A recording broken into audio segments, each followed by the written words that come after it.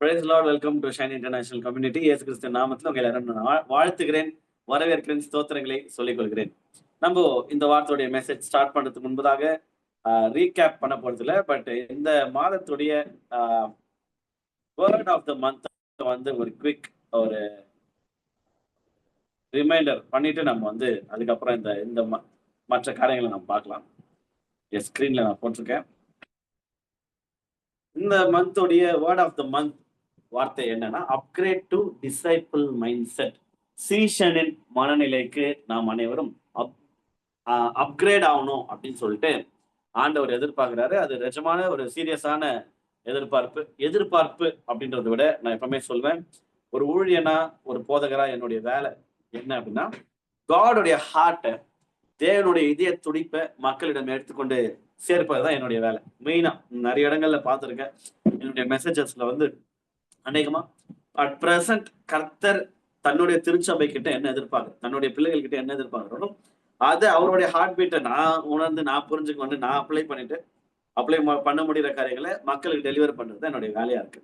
So அந்த அடிப்படையில வந்து சீஷனின் மனநிலைக்கு அப்கிரேட் ஆகுங்க. ரொம்ப எக்ஸ்கியூஸ் சொல்லினே இருக்கிறீங்க, ரொம்ப நாளாவே விசுவாசிகளாவே இருக்கிறீங்க அப்படின்ற மாதிரி நிறைய கன்ஃபியூஷன்ஸ் பிசாசு வந்து கிறிஸ்தவர்களுடைய மனநிலையில போட்டுட்டான். ஒரு சில கன்ஃபியூஷனை நான் இன்னைக்கு கிளாரிஃபை பண்ண ஆசைப்படுறேன். இந்த டிசைபிள்ஷிப், சீஷத்துவம் என்பது ஒரு கிறிஸ்தவனுடைய அடுத்த கட்டம், அவர் வந்து அல்டிமேட் அப்படிலாம் கட்டமே கிடையாது. அதை நான் கிளாரிஃபை பண்ண ஆசைப்படுறேன். ஒரு கிறிஸ்தவனுக்கு முதல் கட்டம், இரண்டாம் கட்டம், மூன்றாம் கட்டம், இது வந்து உயர்தட்டு மக்கள். கிறிஸ்தவத்துல உயர்தட்டு மக்கள்னா சீஷர்ல இருப்பாங்க. அந்த விதமான எந்த விதமான பிரிவும் இல்லை. ஆனா பிசாசானவன் மனசுல ஏதோ ஒரு பொய்யை விதைச்சிட்டான். வேதம் பிரகாரம் நம்மளுக்கு பேக்கப் இருக்கான். ஸ்டார்டிங்ல சுமாரா வருவீங்க நீங்க, அதுக்கப்புறம் போக அடுத்தடுத்த லெவலுக்கு போயிடணும். கிடையவே கிடையாது. ஆக்சுவலா நம்மளே தான் லெவல் இறக்கிடுறோம். காடுடைய ஸ்டாண்டர்ட் ஒரே ஸ்டாண்டர்ட் தான். அதனால எஸ்ஐசியோட அப்கிரேட் ஏன் சொல்லிட்டு இருக்கோம் இந்த இயர் ஃபுல்லா அப்படின்னா, காட் எங்கேயோ இருக்கிறாரு. அவருடைய எதிர்பார்ப்புகள் ரொம்ப வசதி, ரொம்ப உயர்வு. அததான் கர்த்தருடைய வார்த்தை பைபிள்ல அவர் வந்து அவருடைய ஹார்ட்டை டெலிவர் பண்ணிருக்காரு. நிறைய நேரங்கள்ல கிறிஸ்தவர்களாகிய நம்ம என்ன பண்றோம்னா, நம்மளுடைய ஸ்டாண்டர்டுக்கு ஏற்ற மாதிரி பைபிள் எழுத்துறோம். நமக்கு ஏற்ற வசனங்களை கோட் பண்ணிக்கிறோம். நமக்கு கம்ஃபர்டபுளான வசனங்களை கோட் பண்ணி இது போதும், ஏசப்பா இதுல திருப்தி ஆயிடுவாரு. கிடையவே கிடையாது. ஏசப்பா உங்களை அதை தாண்டி நேசிப்பார். உங்களுடைய ஸ்டாண்டர்டை வச்சு அவர் நேசிக்க மாட்டாரு. அவருடைய லவ் மாறாது. ஆனா கர்த்தருடைய எதிர்பார்ப்பு நிச்சயமா அவருடைய ஸ்டாண்டர்டை விட்டு இறங்க மாட்டாருன்னு எனக்கு ரொம்ப ஸ்ட்ராங்கான ஒரு கன்விக்ஷன் இருக்கு. அவர் வார்த்தை என்றும் மாறாது. ஸோ டிசைபிள்ஷிப் அப்படின்னு பேசும்போது இங்க இருக்கிற யாருமே ஒரு கன்ஃபியூஷன்ல இருக்க வேணாம். என்ன அப்படின்னா, அடுத்த கட்டம் போல இருக்கு. அடுத்த கட்டம் அல்ல, ஒரே கட்டம் தான். நம்ம அந்த கட்டத்தை இன்னும் சேர்ந்து அடையல. டிசைபிள்ஷிப்ன்றதே ஒரு ஸ்டாண்டர்ட், காட் ஸ்டாண்டர்ட். சீஷத்துவம் வேற எந்த வேர்டுமே கர்த்தரை பயன்படுத்தல. விசுவாசிகளா இருங்க, அனலும் இல்லாம குளிரும் இல்லாம வாந்தி பண்ணி போட்டுறன்ற. ஒண்ணு முழுக்க அனல் உள்ளவர்களா சீஷத்துவமா இல்லையே, குளிரா இல்ல இருக்காது. ஸோ யோசிச்சு பார்க்கும்போது ஹையஸ்ட் ஸ்டாண்டர்ட் காட் வச்சுட்டு அவர் அதை வாழ்ந்து காட்டிட்டு தன்னுடைய சீஷர்களுக்கு ஹெல்ப் பண்ணிட்டு, அதுக்கப்புறம் பைபிள் நிறைய கேரக்டர்ஸ் வாழ வைத்து இது உங்களால முடியும்ட்டு ஒரு பெஸ்ட் எக்ஸாம்பிள்ஸ் செட் பண்ணிட்டு தான் போயிருக்கிறாரு. மோர் தென் தட் என்ன காட்டிலும் பெரிய காரியங்களை செய்வேன்னு சொல்லியிருக்கிறாரு. அதனால நம்மளாலையும் கூடும். இது ரொம்ப ஹையஸ்ட் ஸ்டாண்டர்ட் நினைச்சுக்காதீங்க. ஒன்லி ஒன் ஸ்டாண்டர்ட், ஒரே வழிதான். ஸோ அந்த ஸ்டாண்டர்ட், அந்த வேல, அந்த ஒரு வழியில ட்ராவல் பண்ணலாம். இன்னொரு விஷயம் நான் ரிமைண்ட் பண்ண ஆசைப்படுறேன்.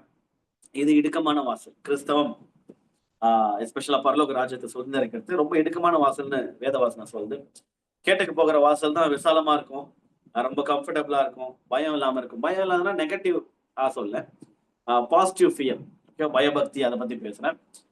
அதுதான் எப்படி வேணா லாவிஷா இருக்கும். பட் இந்த கர்த்தருடைய ராஜ்யத்திற்கு செல்கிற அந்த பாதை, அது வந்து இடுக்கமான வாசல் அப்படின்னு சொல்லிட்டு போட்டிருக்கு, நேரோ பாத் அப்படின்ற மாதிரி. ஸோ அதனால இது கொஞ்சம் கஷ்டமா இருக்கிற மாதிரி தான் தோணும். ஆனா கஷ்டம் கிடையாது. It's not impossible at all. நம்மளால இது முடியும். ஸோ இன்றைக்கு அதனால அந்த டிசைபிள்ஷிப் மைண்ட் செட்டுக்கு நம்ம எல்லாருமே அப்கிரேட் ஆகணும்னு சொல்லிட்டு ஆவியானவர் நம்மிடம் எதிர்பார்க்கிறார், உங்களிடம் எதிர்பார்க்கிறார் நான் சொல்ல முடியும். ஏன்னா நிறைய பேர் இது ஏத்துக்க மாட்டாங்க. நிறைய பேரால இது முடியாதுன்னு அவங்களுக்கு கிவ் அப் பண்ணிட்டு போயிடுவாங்க. என்னைக்கு நீங்க எஸ்ஐசி லைவ் அட்டென்ட் பண்றீங்களோ, நீங்க ஆல்ரெடி ஒரு டிசைபிள்ஷிப் ஸ்டாண்டர்ட்ல இருந்தா தான் இது லைவ்லாம் அட்டென்ட் பண்ணி இவ்வளவு நேரம் மெசேஜ் கேட்க முடியும். நீங்க ஆன்லைன் ஆடியன்ஸா இருந்தாலும் யூடியூப்ல ரெகுலரா நம்மளுடைய மெசேஜ் கேட்கறீங்கனாலே, இதுல வந்து ஒன்றும் கலர்லாம் பூசவே மாட்டேன். ஒரு மாதிரி என்டைசிங்கான, உங்களை இழுக்கக்கூடிய கவர்ச்சியான டைட்டில்ஸ் வைக்க மாட்டேன். வேணும்னு இன்டென்ஷனலா டைட்டில்ஸ் வைக்கிறது இல்லை. தம்ப்நெயில பார்க்கும்போது ஆஹா கிளிக் பண்ணலாம்னு தோணும். சில தம்ப்நெயில் நெகட்டிவ் தம்ப்நெயில் வச்சா கிளிக் பண்ணலாம்னு தோணும். அதை நான் பண்ண மாட்டேன். ரொம்ப ராவா அப்படியே பிளெயினா இருக்கும். ஏன்னா யூடியூப்ல ஆடியன்ஸை புல் இன் பண்றதுக்கு நிறைய மெத்தட் இருக்கு. அது எனக்கு தெரியும், படிச்சுட்டு தான் வந்திருக்கிறேன். நான் இதுக்கு முன்னாடி யூடியூபர் ஆண்டு தான் அப்புறம் தான் நம்மளோட சேனல் முழுக்க முழுக்க சர்ச் ஓரியன்டா மாத்திருக்கேன். ஸோ எனக்கு அதுவும் தெரியும், இதுவும் தெரியும்ன்றதுனால அது வாலண்டியரா பண்ணக்கூடாது, அது பண்ண வேணாம். என்ன நம்ம பேசியிருக்கோமோ அதை தம்ப்நெயிலா வைக்கலாம், அதை அப்படியே பண்ணலாம். விருப்பம் உள்ளவர்கள் கிளிக் பண்ணிட்டு வாஞ்சியோட உள்ள வந்து வார்த்தையை கேட்டு வரும். கன்சிஸ்டன்டா ஒரு 30 to 50 பீப்புள் கன்சிஸ்டன்டா கேட்கறாங்க, வரவேற்கத்தக்கது. ஸோ நம்மளுடைய சர்ச் ஆடியன்ஸ் வந்து நாட் ஜஸ்ட் இந்த லைவ் ஆடியன்ஸ் மட்டுமல்ல, அவர்கள் இல்லாமல் 30ல இருந்து 50 பேர்கிட்ட நம்ம வந்து நம்மளோட சர்ச் ஆடியன்ஸ் இருக்கிறாங்க, ரெகுலர் வியூவர்ஸ். ஸோ அவங்களே நாமத்துல இந்த டைம்ல வந்து ஆன்லைன் யூடியூப்ல பாக்குற மக்களை நான் உங்களையும் வாழ்த்துக்கிறேன், வரவேற்கிறேன். எங்க இருந்தாலும் கர்த்தருடைய ஆசீர்வாதம் உங்களை வந்து சேர்ந்தது. ஹல்லேலூயா. டிசைபிள்ஷிப் மைண்ட் செட்க்கு அப்கிரேட் ஆக சொல்லி ஆண்டவராகிய இயேசு கிறிஸ்து பரிசுத்த ஆவியானவர் நம்ம கிட்ட எதிர்பார்க்கிறாரு. போன வாரமே நான் சொல்லியிருந்தேன், இந்த வாரம் நம்ம பார்க்க போறது ஒரு முக்கியமான சீஷன் இவர் சொல்றதுக்கு அப்போஸ்தலர் அப்படின்னு சொல்லிட்டு வேதங்கள் சொல்லுது. பவுல் அப்போஸ்தலனாகிய பவுலை பத்தி பார்க்க போறோம். அவரும் சீஷன் தான். இந்த சென்ஸ் எல்லாருமே டிசைபிள்ஸ். ஆக்சுவலா காடுடைய பார்வையில கிறிஸ்டியன்ஸ் அப்படின்னு காட் வைக்கல, ஓகேவா? அதுக்கு முன்னாடி யூதர்கள் இருந்துச்சு. முதல் நூற்றாண்டுல கிறிஸ்தவர்கள் என்று அழைக்கப்பட்டோம். சோ யூதர்கள் வேற, கிறிஸ்தவர்கள் வேற.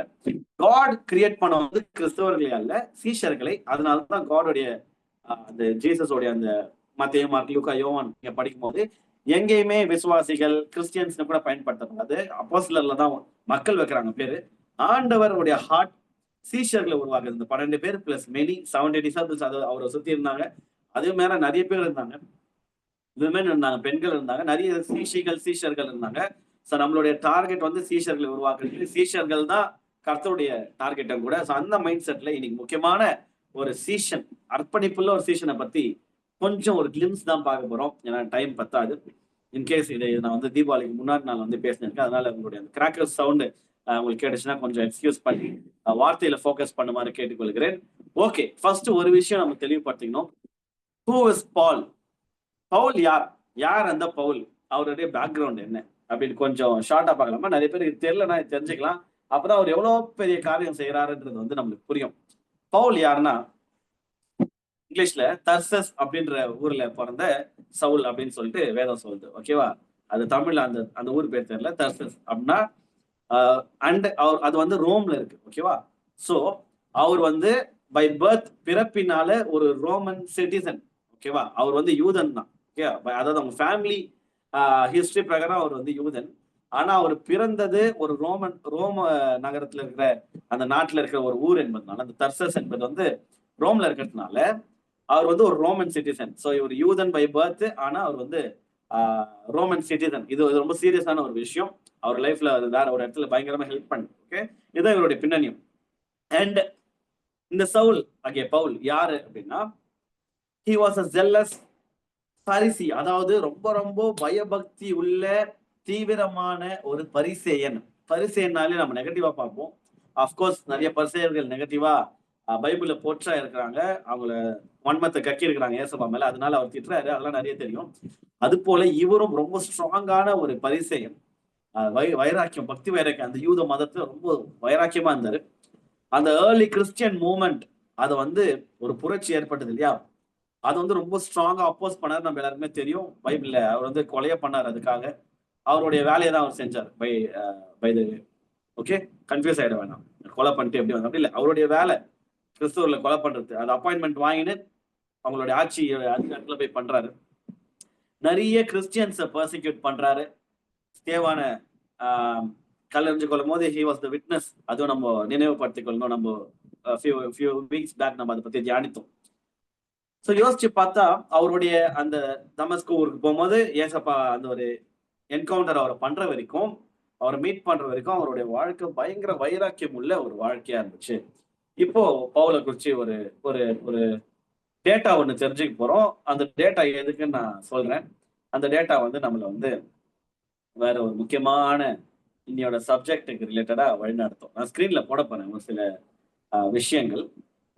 ஓகே, ஸோ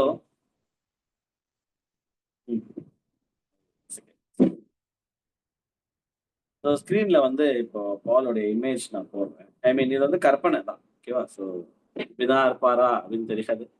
இது இருக்க வாய்ப்பு இருக்குன்ற மாதிரி உட்காந்து எழுதுறாரு பாருங்க தலைவர். நான் வேற ஒரு பிக்சர் எடுத்தேன், அது வந்து சப்போர்ட் பண்ணல, அதனால இதை நான் போடுறேன். ஓகே, பவுல் பத்தி நான் சொல்ற மாதிரி ஹிஸ்டரி தெரிஞ்சுக்கலாம் ஃபர்ஸ்ட், அதுக்கப்புறம் சீரியஸ்னஸ் புரிஞ்சுக்கலாம் இந்த வேர்டோட இம்பார்ட்டன்ஸ். பவுல் என்னதான் பண்ணாரு, பவுல் என்னதான் பண்ணாரு அப்படின்னா அநேக லெட்டர்ஸ் எழுதுறாரு, சபைகளுக்கு எழுதுறாரு. ஆஹ் எத்தனை சபைகளுக்கோ, எத்தனை ஊர்ல இருக்கிற திருச்சபைகளுக்கு பவுல் வந்து லெட்டர் எழுதுறாரு. லெட்டர்னா கர்த்தருடைய வார்த்தையை வந்து பகிர்ந்து கொள்றாரு, ரொம்ப சீரியஸான காரியங்களை அட்ரஸ் பண்றாரு. இன்றைக்கு வரைக்கும் நம்மளுடைய புதிய ஏற்பாடுல மெஜாரிட்டி ஆஃப் நியூ டெஸ்டிமெண்ட் வந்து பவுல் எழுதின லெட்டர்ஸ் தான் இருக்கு. ஓகேவா? அதனால அந்த அந்த லெட்டர்ஸ்னா அந்த எழுத்துக்கள் தான் இருக்கு. ஸோ நம்ம ஃபோக்கஸ் பண்ணலாம். எத்தனை ஊர்களுக்கு, எத்தனை பிளேசஸ்க்கு எழுதுறாரு அப்படின்னா 7 வெவ்வேறு ஊர்களுக்கு எழுதுறாரு. நம்பர் 1 ரோமர், அது வந்து ஒரு ஒரு பிளேஸ். கொரிந்தியர். நம்பர் 3 கலேஷியன்ஸ் இல்லையா, கலாத்தியர் ஊருக்கு.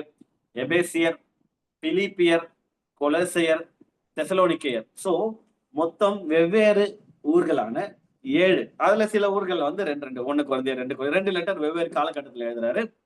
அந்த குறிச்சு நீங்க வேற ஹிஸ்டரியில தெரிஞ்சுக்கலாம். ஓகே, சோ அது மாதிரி 7 ஊர்களுக்கு வெவ்வேறு ஊர்களுக்கு எழுதுறாரு. அது மாத்திரம் இல்லாமல் எத்தனை இண்டிவிஜுவல்ஸ்க்கு எழுதுறாரு தனித்தனியா. சில பேரை வந்து பர்சனலா அட்ரஸ் பண்றாரு. ஓகேவா? இது வந்து சபைகளுக்கு மாத்திரமல்ல, அவர் விரும்புகிற, அவர் இந்த வார்த்தையை நான் ஷேர் பண்ணணும்னு நினைக்கிற இண்டிவிஜுவல்ஸ்க்கு, மெயினா ஒரு சில பாஸ்டர்ஸ் ஒரு முக்கிய நபர்களுக்கு இண்டிவிஜுவலாவும் லெட்டர் எழுதியிருக்கிறாரு. அதுல முக்கியமான பங்கு வகித்தது 2 லெட்டர் எழுதப்பட்ட தீமோத்தேயு. எல்லாருமே தெரியும் அவர் எந்த அளவுக்கு அவர் சூப்பரா மென்டார் பண்ணாருன்னு. தீமோத்தேயுக்கு 2 கடிதங்கள் போகுது. 1 தீமோத்தேயு 2 தீமோத்தேயு நம்ம படிக்கிறோம். வெவ்வேறு காலகட்டத்துல தான் போகுது. 2 தீமோத்தேயு வந்து கடைசி காலகட்டத்துல பவுல் எழுதின, ஐ திங்க் அவர் எழுதின கடைசி லெட்டர்னு நினைக்கிறேன். தீத்துக்கு எழுதுறாரு, பிலோமோன் அவருக்கு எழுதுறாரு. அது மாத்திரம் இல்லாமல் பவுல் வந்து இந்த லெட்டர் எழுதுனாருன்னா ஜாலியா ஒரு சூழ்நிலையில மட்டும் எழுதல. அவர் வந்து சிறைச்சாலையில இருக்கும் போது, பிரிசன்ல இருந்து அவர் லெட்டர் எழுதியிருக்கிறாரு திருச்சபைகளுக்கு. அதுல எந்தெந்த லெட்டர்ஸ் வந்து சிறைச்சாலையில இருக்கும்போது, பிரிசன்ல இருக்கும்போது எழுதியிருக்கிறாரு அப்படின்னா, எபேசியருக்கு எழுதின சுவிசேஷம், அது வந்து ஜெயில இருந்து, பிரிசன்ல இருந்து எழுதினது. கொலோசியர், பிலிப்பியர், பிலோமோன், இந்த 4 கடிதங்களை பவுல் வந்து எங்கிருந்து எழுதுகிறாரு அப்படின்னா சிறைச்சாலையில இருந்து எழுதியிருக்கிறார். சோ ஒரு விஷயம் நம்ம எல்லாருமே ரொம்ப ஸ்ட்ராங்கா புரிஞ்சுக்கணும், அண்டர்ஸ்டாண்ட் பண்ணிக்கணும். என்ன அப்படின்னா, அவருடைய ரவுண்ட்ஸ் வந்து பயங்கர ஹெக்டிக்கா இருந்திருக்கு. நான் ஸ்கிரீன்லயும் இமேஜ் போடுறேன். இங்க கொஞ்சம் யோசிச்சு பாருங்க. இதுதான் இந்த ஸ்கிரீன்ல இருக்கிறது வந்து குரோனாலஜிக்கல் ஆர்டர்ல. நான் வேணா இது வந்து எஸ்ஐசி பார்ட்டிசிபென்ட்ஸ் குரூப்ல நான் ஷேர் பண்றேன். இது வந்து ரொம்ப சீரியஸான ஒரு விஷயம். நான் இதை எக்ஸ்பிளைன் பண்ண எனக்கு டைம் இல்லை, மச்சா மச்சான்னு இருக்கும். ஆனா எனக்கு புரியுது அவருடைய மிஷினரி ஜேர்னி எவ்வளோ ஒரு ஒரு அலைச்சல். சுத்துன்னு சுத்தி இருக்கிறாரு பாருங்களேன். முதலாவது பிரயாணம் கிரீன் கலர்ல இருக்கு, 2ஆம் பிரயாணம் ப்ளூ கலர்ல இருக்கு, 3ஆம் பிரயாணம் பவுல் ரெட் கலர்ல இருக்கு. பிரிசன்ல இருந்து டிராவல் பண்ணிருக்கிறாரு, அது வந்து ஒரு மாதிரி பர்பிளிஷ் பிங்க் அந்த மாதிரி ஒரு கலர்ல இருக்கு. இந்த மாதிரி நிறைய இடங்கள் இருக்கு. எந்தெந்த ஊர்களுக்கு போயிருக்கிறாருன்னு நம்ம பார்க்கணும். ஸோ பவுல் ஏன் ஒரு அப்போஸ்தலன், ஏன் ரொம்ப ரொம்ப இம்பார்ட்டன்ட் அப்படின்னா, ஐ மீன் எஸ்பெஷலா இவருடைய அப்போஸ்தலனாகிய பவுல் ஒரு சீஷனுடைய பிரயாணம் ஏன் ரொம்ப ரொம்ப இம்பார்ட்டன்ட் அப்படின்னா, ஜஸ்ட் ஒரு இடத்துல உட்காந்து ஊழியம் பண்றதுலாம் எந்த அளவுக்கு செல்லுபடி ஆகும்னு தெரியல. காட், நான் போன வாரம் மெசேஜ்ல ரொம்ப சீரியஸா ஆவியானவர் அட்ரஸ் பண்றாரு. இந்த பாருப்பா, புறப்பட்டு போயின்றத ரொம்ப சீரியஸா எடுத்துக்குவோம். பவுல் நினைச்சிருந்தா ஒரே இடத்துல உட்காந்து ஊழியம் பண்ணிருக்கலாம். இவர் என்ன பண்றாருன்னா, வெவ்வேறு இடங்களுக்கு போயிட்டு சபைகளை ஸ்தாபித்துட்டு, அதுக்கப்புறம் அந்த ஊர்ல இருந்து வந்ததுக்கு அப்புறமும் இவர் ஃபாலோ அப் பண்றாரு. ஏன் நிறைய இவாஞ்சலிசம் ஊழியங்கள் வந்து ஃபெயிலியர் ஆகுது அப்படின்னா, இவாஞ்சலிஸ்ட் உண்மை ஒத்தமா போயிட்டு ஒரு ஊருக்கு போய் சுவிசேஷத்தை ஊழியத்தை பண்றாரு. ஆனால் அந்த ஊர்ல திருச்சபைகள் இல்லாதனாலையும், அந்த ஊர்ல சர்ச்சஸ்க்கு போய் அந்த சர்ச்சோட பேக்கப்போட ஊழியம் பண்ணாததன் விளைவாக வார்த்தையானது சூப்பரா ஃபர்ஸ்ட் டைம் டெலிவர் ஆகுது ஒரு ஆத்மாக்கு. அந்த ஆத்மாவும் அதை அக்செப்ட் பண்ணிப்பாங்க, அவங்க கிட்ட வந்து ப்ரே பண்ணிப்பாங்க. அதுக்கப்புறம் அவங்களுக்கு தேவையான ஃபாலோ அப் இல்லாததுனாலையும், அந்த ஊர்ல மைட் பி திருச்சபைகள் இல்லாதனாலையும், பாஸ்டருடைய ஃபாலோ அப்போ ஒரு மென்டாரிங் இல்லாததன் விளைவாக நிறைய சுவிசேஷகர்கள் செய்கிற உண்மையான ஊழியங்கள் அதுக்கப்புறம் கனி தராம போகுது. மைட் பி அவருடைய வேலை அந்த டைம் முடிஞ்சிருக்கலாம், பட் அதுக்கப்புறம் அந்த ஆத்மாவுக்கு தேவைப்படுகிற பேக்கப், ப்ரொவிஷன் சென்ஸ் ஆத்மாவுக்கு ஓகே, ப்ரொவிஷன், ஃபாலோ அப், எம்பத்தி, விசாரிப்பு எதுவுமே இல்லாததுனால நிறைய பேர் இன்னமும் கர்த்தருக்குள்ள வராம இருக்கிறாங்க. மைட் பி நிறைய பேர் வந்து சீக்ரெட் கிறிஸ்டியன்ஸாவும் இருக்கலாம். சோ இதுல ஒரு விஷயம் நல்லா புரிஞ்சுக்கணும். பவுல் ஏன் ஒரு முக்கியமான சீஷன் அப்படின்னா, இந்த மேப்பை பார்க்கும்போது நமக்கு கொஞ்சம் லைட்டா தலை சுத்துது, கிறுக்கலாகுது. ஏன் கிறுக்கலாகுது, ஏன் தலை சுத்துது அப்படின்னா, இத பார்க்கும்போது கச்சா முச்சான்னு இருக்குது. அப்பனா எந்த அளவுக்கு இவரு எழுதின லெட்டர்ஸே 13 லெட்டர்ஸ் எழுதின லெட்டரே அப்படின்னா, அப்ப எத்தனை ஊருக்கு டிராவல் பண்ணியிருப்பாரு, எத்தனை ஊர்கள்ல வந்து சபைகளை ஸ்தாபித்திருப்பாரு. அதுல இவர் ஸ்தாபித்த சபைகளுக்கு அதுக்கப்புறமே ஒரு லெட்டர்ல எழுதி சில நேரத்துல என்கரேஜ் பண்றாரு, சில நேரத்துல கடிந்து கொள்றாரு, சில நேரத்துல விசாரிக்கிறாரு, பெறாம எடுத்துன்னு வரவும் பார்த்துக்கொள்றான் சொல்றாரு. ரொம்பவே இன்ட்ரெஸ்டிங்கான ஒரு பைபிள் கேரக்டர். இன்னொரு இடத்துல என்ன சொல்றாருன்னா, "ஏம்பா எனக்கு பயமாகுதுப்பா, என் பயம் நீங்கணும்ன்ட்டு ஜெபம் பண்ணு" அப்படின்னு சொல்றாரு. இவரு ஃபயரான ஒரு ஆளா, இவரு பயப்படாத ஒரு ஆளா, இல்ல ரொம்ப பயந்தாங்கோலியா, எதுவுமே இவர பத்தி லேஸ்ல ஈஸியா புரிஞ்சுக்க முடியாத அளவுக்கு ஒரு மாரி புதிர்க்கமான பைபிள் கேரக்டரா இருக்காரு. ஆனா ஒரு விஷயம் ஷூர், ரொம்ப ரொம்ப ரொம்ப வைராக்கியமான ஒரு சீஷன். அதுல மற்றும் ஒரு மாற்று கருத்தும் இல்ல. ஓகே, இந்த நாள்ல பவுல பத்தி இது பார்க்க போறதில்ல. இந்த இப்பேற்பட்ட பிஸியா இருக்கிற இந்த பவுலுடைய வாழ்க்கையில இருந்து நம்ம பார்க்க போகிற ஒரே ஒரு வசனம் தான் இன்னைக்கு தியானிக்க போகிறோம். போன வாரம் படித்த வசனத்துல ஒரு வார்த்தைய போன வாரம் நான் தியானிக்கல. அதுல இந்த இந்த வீக் வந்து ஆவியானவர் அத கோட் பண்ண சொல்றாரு. மத்தேயு 28ஆம் அதிகாரம் 19வது வசனத்துல, "ஆகையால் நீங்கள் புறப்பட்டு போய் சகல ஜாதிகளையும் சீஷராக்கி." நான் ஸ்டார்ட்டிங்ல போன வாரம் சொன்னேன். சீஷராக்கின்ற வார்த்தைய அண்டர்லைன் பண்ணோம். அப்ப விசுவாசிகள் ஆக்கி இல்ல, கிறிஸ்தவர்கள் ஆக்கி இல்ல. அதனால ஃபோக்கஸ் அதுல போடாதீங்க. சீஷராக்குதல் மேல உங்களுடைய ஃபோக்கஸ போடுங்க. It's not an easy job. Consistent process. Follow ups நெறைய வேணும். மென்டாரிங் பண்ணணும். லைஃப் லாங் ஆல்மோஸ்ட் டிராவல் பண்ண வேண்டிய அவசியம். சோ ஜஸ்ட் லைக் தட் வார்த்தைய போட்டோமா செதறணுமான்னு இருக்காதீங்க. ஃப்ரெண்ட்ஷிப் வச்சுக்கோங்க. நெறைய கூட சேர்ந்து இணைந்து பயணிங்கன்னு சொல்லிட்டு இங்க இருக்கிற எல்லாருக்குமே அந்த வார்த்தை டெலிவர் ஆச்சு. நிறைய பேருக்கு அது புதுசாவும் இருந்திருக்கும். ஆவியானவர் ஹெல்ப் பண்ணாரு. எனக்குமே அது ரொம்ப இன்ட்ரஸ்டிங்கா இருந்துச்சு. இந்த நாள்ல நம்போ ஆண்டவர் ஹெல்ப் பண்ண சொல்ற ஒரு ஒரு வார்த்தை, நீங்கள் புறப்பட்டு போய் சகல ஜாதிகளையும், மெனி நேஷன்ஸ் அப்படின்னு இங்கிலீஷ்ல இருக்கு. ஜாதிகள்னா தமிழ்ல அந்த சாதி அது இல்ல. நேஷன்ஸ்னு இருக்கு. பவுல் ஒரு சூப்பரான ஒரு வேலையை செஞ்சிருக்கிறாரு பவுல். என்ன அப்படின்னா, இந்த ஊரு கொஞ்சம் இந்த டிராவல யோசிச்சு பார்த்தீங்கன்னா, நான் ஸ்டார்ட்டிங்லயே சொன்ன மாரி அவர் ரோம்க்கும் போயிருக்கிறாரு. ஆனா எத்தன ஊர்களுக்கு ஒரு டிராவல் பண்ணிருக்காரு. எத்தன வெவ்வேறு இடங்கள் பாருங்களேன். இதெல்லாம் கப்பல் விட்டு கப்பல். இந்த மால்டா அப்படின்னு ஒரு தீவு இருக்கு பாருங்க. லெஃப்ட்ல ஒரு டாட். அங்கதான் கப்பல் சேதமாயிட்டு அவரு அந்த பாம்பெல்லாம் கடிக்குது இல்லையா? விறகுல இருந்து வந்து அந்த சீன்லாம் நடக்குது. சோ இவரு கடந்து போவாத ஒரு சில பேர் வந்து எனக்கு இந்த பாட்டு பாடும்போது பயமா இருக்கும். நல்ல ஊழியர் ஒருத்தர் எழுதிருக்கிறாரு. "பெதுரு போல் என்ன நிரப்பிடுங்க, பவுலை போல் பயன்படுத்திடுங்க, நிரப்பிடுங்க என்ன அப்படின்னு ஒரு பாட்டு இருக்கும். ரொம்ப அழகான பாடல். அதுல அந்த பாட்டு பாடும்போது லைட்டா பயமா இருக்கும். என்ன பயமா இருக்கும்னா, பேதுரு போல் என்ன பயன்படுத்துறீங்க, பவுலை போல் பயன்படுத்துங்கன்னு பாடும்போது, டேய் பாட்டு பாடுறியே, பவுல போல பயன்படுத்தினானா இந்த அளவுக்கு சுத்தறதுக்கு ரெடியா? அப்படின்னு என்னுடைய மனசாட்சி என்ன பார்த்து கேட்கும். கொஞ்சம் அந்த அந்த லைன் வரும்போது அப்படியே லைட்டா ஆஃப் பண்றது. எதுக்கு? ஒரு பொய்யா ஒரு பாடல பாடணும். இந்த அளவுக்கு உழைக்க ரெடியாப்பா நீ? அப்படின்னு என்ன பார்த்து நானே கேட்டுப்பேன். பவுல போல் பயன்படுத்துறீங்களே, பவுல் வந்து நிர்வாணமாந்துகிறாரு, கப்பல் சேதமாந்து அவரே எழுதுறாரு இல்லையா? இத கடந்து வந்து, அத கடந்து வந்து கப்பல் சேதம்ல இருந்திருக்கிறாரு. பசியா இருந்திருக்கிறாரு, பட்னியா இருந்திருக்கிறாரு, சாப்பாடு இல்லாம இருந்திருக்கிறாரு. கிறிஸ்துவுக்காக சுவிசேஷத்துக்கு அநேக பாடுகள் கல்லெறியப்பட்டிருக்கிறாரு. அநேக பாடுகள் பட்டிருக்கிறாரு. அநேக பேரால எதிர்க்கப்பட்டிருக்கிறாரு. அவர் வந்து தரன்னு வளைச்சுன்னு போறாங்க. கல்லெறிஞ்சு கொலை செய்ய பார்த்தாங்க. நெறைய உபத்திரவங்கள தாண்டி அவர் வந்து கடைசியா தான் எழுதுறாரு. நல்ல போராட்டத்த போராடினப்பா, ஓட்டத்த முடிச்சேன்ற மாரி. சோ ஜஸ்ட் லைக் தட் பவுல போல பயன்படுத்துறேன்னு சொல்றது ஈஸி. பட் அத கடந்து போக ஆவியானவர் அனுமதிச்சாருன்னா, ஃபேஸ் பண்றதுக்கு ரெடியா? அப்படின்னு கொஞ்சம் யோசிச்சு பார்த்துக்கோங்க. சோ அதுல ஒரு முக்கியமான விஷயம் சகல ஜாதிகளையும் ஆ மத்தேயு 28:19 டூ மெனி நேஷன்ஸ்ன்னு இங்கிலீஷ்ல போட்டிருக்கு. நேஷன்ஸ்க்கு ஊழியம் செய்ய ரெடியா? இப்போ நான் ஒரு சில கேள்விகள சரமாரியா கேட்க போறேன். உங்கள பார்த்து தான். சரமாரியா பாரபட்சமே பார்க்க போறதில்ல இன்னைக்கு. ஸ்ட்ரெய்ட்டா டம்மு டம்மு டம்மு டம்முன்னு உங்கள குறிச்சு ஒரு சில கேள்விகள் எழுப்பப்பட போகுது. ஆவியானவர் உங்கள பார்த்து கேட்கிறாரு அப்படின்னு ரொம்ப அழகா என்கரேஜிங்கா எடுத்துக்கணும். கோச்சிக்க கூடாது. ஓகேவா? ஓகே. ஸ்கிரீன்ல ஒரு பிக்சர் போடுறேன். இதுக்கு முன்பதாக நம்மளுக்கு கொடுக்கப்பட்ட வார்த்தை என்ன? நேஷன்ஸ். ஓகேவா? பல்வேறு ஊர்களுக்கு சீஷர்கள் அத செஞ்சாங்க. தோமா இங்க வந்திருக்கிறாரு. நத்தானிவேல் கூட இங்க வந்திருக்கிறாருன்னு சொல்லிட்டு ஹிஸ்டரி சொல்லுது. சோ இந்தியாவுக்கு வந்த 2 ஊழியர்கள் நத்தானிவேலும், பர்த்தலோமியூ அதான் நத்தானியேல். ஓகே. அவரும் தோமா வந்து கடைசியில இங்கேயே மரித்தார். அதனால தான் செயின்ட் தாமஸ் மவுண்ட் இங்க இருக்கு. ஓகேவா? சோ இங்கலாம் வந்திருக்கிறாரு. சோ பல்வேறு எனக்கு எதுக்கு சொல்லிக்கிறேன், நேஷன்ஸ்க்கு போய் நம்மள ஊழியம் பண்ண சொல்லி காலி பண்ணி போப்பான்னு சொல்லியிருக்கிறாரு. இப்ப என்னுடைய கேள்வி ஒன்னே ஒண்ணுதான். ஏன்பா சகல ஜாதிகள்லாம் இருக்கட்டும், நான் பல்வேறு நேஷன்ஸ்க்கு போறதுலாம் இருக்கட்டும். சரி, ஃபர்ஸ்ட் நம்மளுடைய நாட்டை ஃபோக்கஸ் பண்ணலாமா? இப்போ நம்ம எங்க இருக்கிறோம் அப்படின்னா, ஸ்கிரீன்ல இந்தியா மேப் போட்டு இருக்கிறேன். நம்ம எங்க இருக்கிறோம்? தமிழர்கள் வெவ்வேறு இடத்துல இருக்கிறாங்க. இப்ப நம்ம லைவ் ஆடியன்ஸ் வந்து தமிழ்நாட்டுல இருக்கிறோம். சோ நம்மளுடைய ஃபோக்கஸ் இப்போதைக்கு இங்க வச்சுக்கலாம். ஓகேவா? ரொம்ப அழகான ஒரு தமிழ்நாடு. ஓகே. இப்போ என்னுடைய கேள்வி, சகல ஜாதிகளையும் சீஷராக்க சொல்ற வேலை நமக்கு கொடுக்கப்பட்டிருக்குது. சகல ஜாதிகள்னா மெனி நேஷன்ஸ். நம்ம இப்போதைக்கு வந்து இந்தியாவை மட்டுமே கொஞ்சம் மைண்ட்ல வச்சு கொஞ்சம் தியானிக்கலாம். நம்ம என்ன கண்டிஷன்ல இருக்கிறோம், நம்மளால முடியுமா, இல்ல எந்த லெவல்ல இருக்கிறோம் கொஞ்சம் கிராஸ் செக் பண்ணிட்டு அதுக்கப்புறம் என்ன வேலைகள்லாம் நமக்கு இருக்குது அப்படின்னு கொஞ்சம் பார்க்கலாம்.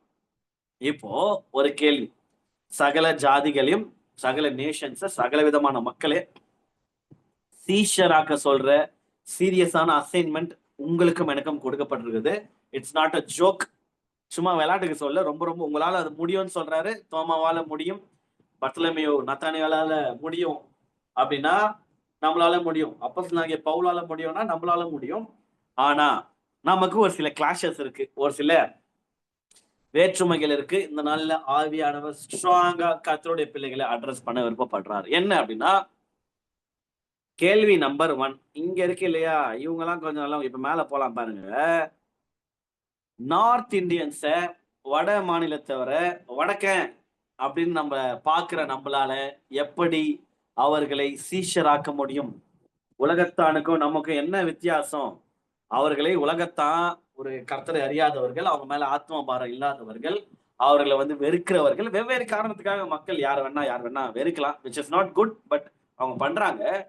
கிறிஸ்தவர்களாகிய நம்மளும் உலகம் போகிற போக்குல ஒரு ஒரு ஹிந்திக்காரனை பார்க்கும்போது, ஐ மீன் நார்த் இந்தியன், ஓகேவா, அவங்கள பார்க்கும்போது அன்லெஸ் ஆர் அன்டில் அவர் சேடா இருக்கக்கூடாது. இந்த சென்ஸ், நம்ம போய் காசு அடகு வச்சு வாங்குறோம் இல்லையா, அந்த சேட்டை தவிர எல்லாரையும் அவரை போய் வடக்கான்னு சொல்ல முடியுமா? சொல்ல முடியாது. பாருங்க, அவருக்கு தான் அப்படியே கொஞ்சம் பம்பி கிம்பி, நான் சேட்டை கொஞ்சம் பார்த்து பண்ணு அப்படின்ற மாதிரிலாம் கொஞ்சம் அப்படியே ஆச்சரியம் ஆகிறோம். கொஞ்சம் வட்டி கிட்டி கம்மியா போடுன்ற மாதிரி.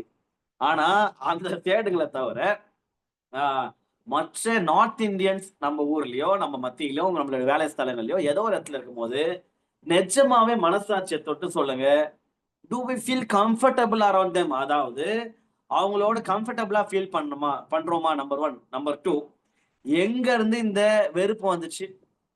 மைட் பி நம்மளை ஆளுகிறவர்களை நமக்கு பிடிக்கவில்லை என்பதனாலையும், அவங்க நார்த் இந்தியால இருக்கிறாங்க என்பதனாலே வெறுப்பு வந்துச்சா? தெரியாது. நீங்க யோசிச்சுக்கோங்க. எனக்கு ஒரே ஒரு கேள்வி, அரசியல் ரீதியா ஒரு சவுத் இந்தியால இருக்கிற ஒரு ஆட்சி நார்த் இந்தியால ஒரு ஆட்சியை எதிர்த்தா அவங்களுக்குள்ள பொலிட்டிக்கல் மிஸ் அண்டர்ஸ்டாண்டிங்ல பொலிட்டிக்கல் கான்ஃபிளிக்ஸ் இருக்கு. அதனால ஒருத்தருக்கு ஒருத்தர் வார்த்தைகளை விட்டுக்கலாம், சண்டை போட்டுக்கலாம், நாளைக்கு அடிச்சுப்பாங்க புடிச்சுப்பாங்க. என்னுடைய கேள்வி, ஒரு சாமானிய மனுஷனாகிய நமக்கு, கிறிஸ்தவர்களாகிய நமக்கு, அன்பை மட்டுமே செலுத்த கடமைப்பட்டவர்களாகிய நமக்கு எங்க இருந்து இந்த நார்த் இந்தியன்ஸ் மேல, எஸ்பெஷலா நார்த் இந்தியன்ஸ் மேல இந்த வெறுப்பு வந்துச்சு? எப்படி ஒரு நம்ம நாட்டுல ஆண்டவர் வந்து சகல ஜாதிகள் நேஷனா போய் சேஷனா சொல்லி இருக்கிறாரு. அங்கெல்லாம் போவானா, கொஞ்சம் நம்ம நாட்டுல இங்க கொஞ்சம் ஜூம் வைக்கலாம் பாருங்க. ஏதோ இங்க தெரிஞ்சுங்களா, அப்படியே மேப் மூவ் பண்றேன் பாருங்க. இங்க இருக்கிற தெலுங்கானாலாம் ஓகே கிட்ட இருக்குது, இங்க வரலாம் மகாராஷ்டிரால இருந்து ஒடிஷா, வெஸ்ட் பெங்கால், உத்தரப்பிரதேஷ், இங்க இருக்கிற இந்த மும்பை, இவங்களை எங்கெங்க நம்மளால ஈஸியா நேசிக்க முடியுது? வடக்கன் மைண்ட் செட்ல வந்துது.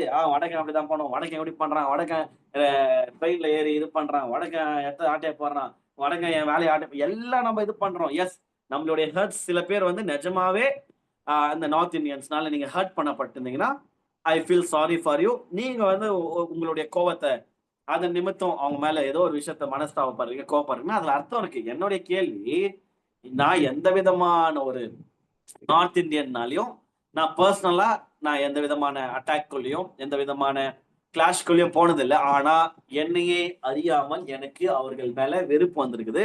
எங்க இருந்து இது ஆரம்பிச்சது, யார் கிரியேட் பண்ணா? கொஞ்சம் யோசிச்சு பாருங்க. பிசாசானவன் பொய்யின் பிதா. ஏன்னா பிசாசுக்கு ஒரு விஷயம் நல்லா தெரியும். என்ன நல்லா தெரியும் அப்படின்னா, பிசாசுக்கு நாம் அவர்களை ஆத்துமாதாயம் பண்ண நமக்கு ஒரு அசைன்மெண்ட் கொடுக்கப்பட்டிருக்குது. இதை நீங்களும் நானும் மறந்தாலும் நமக்கு புரியலனாலும் பிசாசுக்கு நல்லா புரியும். எங்கடா தமிழ ஒருத்தன் அவங்க ஊர்ல வந்து வேலை செய்யற ஒருத்தனுக்கு சுவிசேஷம் அறிவிச்சிட போறேன். ஏன்னா அவனுக்கு தமிழ் தெரியல நல்லா தெரியும். நமக்கு தான் கொஞ்சம் ஹிந்தி தெரியாது. அவங்களுக்கு தமிழ் ஓரளவு கத்துக்கிட்டு தான் வராங்க. எங்கடா இவன் ஜெபம் பண்ற போறான் அவங்களுக்காக, எங்கடா மன கஷ்டத்தை இவங்க கிட்ட தமிழர்கள் கிட்ட நம்ம கிட்ட கொட்டிட்டு உனக்காக நான் ஜெபம் பண்றேன் பிரதர் அப்படின்னு சொல்லிட்டு பிரேயர் கியர் பண்ற போறாங்கன்ட்டு நம்மளே அறியாமல் பொலிட்டிக்கல் பவர்ஸை பொலிட்டிக்கல் பீப்புளை யூஸ் பண்ணி பொலிட்டிக்கல் ரீசன்ஸ் நமக்கு பர்சனலா இல்லைனாலுமே அந்த ஆத்மாவா பார்க்காமல் வடக்கனா பார்க்கிற நம்மளால எப்படி அவர்களை சீஷர் ஆக்க முடியும்? ஒரு ஸ்ட்ராங்கான கேள்வி ஆவியானவர்களால கிறிஸ்தவர்களாகிய நமக்கு வைக்கிறார். கேட்கிறதற்கு காதுள்ளவன் கேட்க கடவன், நீங்க உணர்ந்து கொள்ளுமாறு கேட்டுக்கொள்கிறேன். It's very big trap. மக்களை வெறுக்கிறதுக்கு பிசாசானவன் செட் பண்ற ஒரு ட்ராப். ஸோ எச்சரிக்கையா இருங்க. அப்கோர்ஸ் பாவத்தை நம்ம வெறுக்கணும் தான், பட் நல்ல ஆத்துமாக்கள் இருக்கு நம்மளை சுற்றி. நீங்க உங்களை சுற்றியே இருப்பாங்க. எங்க ஊர்ல பெட்ரோல் பங்க்ல ஒரு ஒரு தம்பி வேலை செஞ்சாரு. அவரு நார்த் இந்தியன் தான். நல்லா பேசுவாரு, நல்லா விசாரிப்பாரு. பெட்ரோல் போனான்னா சாப்பிட்டீங்களான்னு கேட்பாரு. எங்க இந்த அவருக்கு அந்த லவ் வருதுல்ல, எனக்கே அது இனிஷியேட் ஆகலன்னு தான் என் கேள்வி. I miss him. இப்ப இல்ல, அவரு திருப்பி நார்த்துக்கே போயிட்டாரு. அந்த ஆத்மாவை ஆதாயம் பண்ணிருக்கலாம்ல, கொஞ்சம் பேசி ஏதோ ஒரு லவ், அவருக்கு தேவையான ஒரு அன்பான வார்த்தைகள், விசாரிப்பு. But I missed. I tried but I missed. இன்னைக்கு நான் ஃபீல் பண்றேன், டக்குனுக்கு ஆள் காணோம், ஊருக்கு போயிட்டாராம் நார்த்துக்கு. பாத்தீங்களா, அவங்களால அட்லீஸ்ட் விசாரிக்க முடியுது, நம்மளால ஏன் முடியல? ஏதோ ஒரு விதத்துல இதுக்காரன் தானே இவன் வடகன் தானே, இவன்கிட்ட எதுக்கு பேசுங்கன்னு, இவன்கிட்ட உஷாரா இருக்கணும்ட்டு அந்த ஒரு மாதிரி டிஃபென்ஸ் மெக்கானிசம்லயே இருக்கணும். எஸ், உஷாரா இருக்கிறதுலாம் ரொம்ப நல்லது. தெரியாதவங்க கிட்ட, ஸ்பெஷலா ஸ்ட்ரேஞ்சர்ஸ் கிட்ட எச்சரிக்கையா இருக்கலாம் நல்லது. பட் அது நம்மையே அறியாம ஒரு வெறுப்புக்குள்ள தள்ளிடுதா?